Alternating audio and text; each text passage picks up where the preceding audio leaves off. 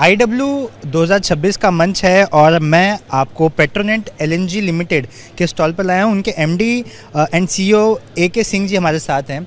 Sir, कितना बड़ा मंच है IW 2026, आप कैसे देखते हैं इसे?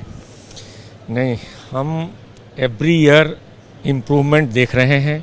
इस साल में ऑलमोस्ट 75,000 अटेंडीज़ हैं यहाँ, मोर देन 120 कंट्रीज़ के रिप्रेजेंटेटिव हैं and everybody is eyeing India as a future growth engine, because हमारा कंट्री अपने देश के विकास के साथ साथ पूरे वर्ल्ड के एनर्जी के विकास में भी काफ़ी योगदान करने वाला है।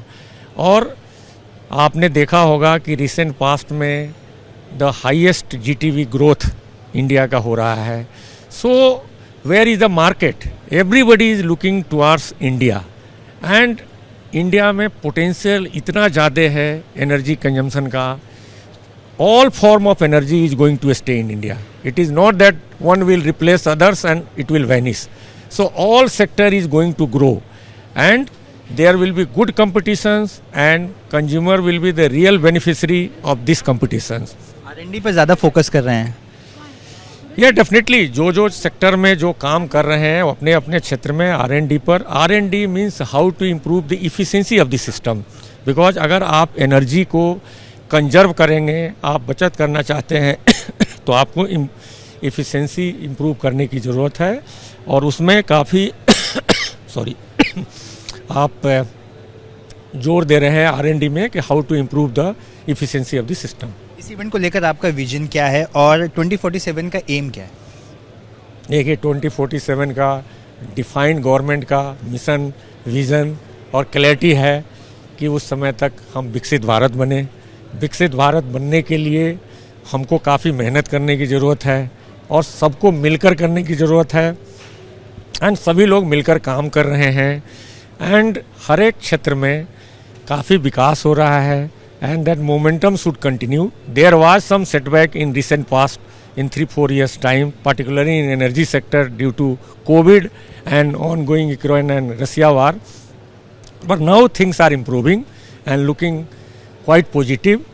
That future looks very bright. आखिरी सवाल पूछूंगा, लोग भी बहुत हैं। ट्रेड डील को लेकर आपका क्या मानना है जो अभी फिलहाल कर रहे हैं और उसका एनर्जी सेक्टर्स में कितना असर पड़ेगा? I think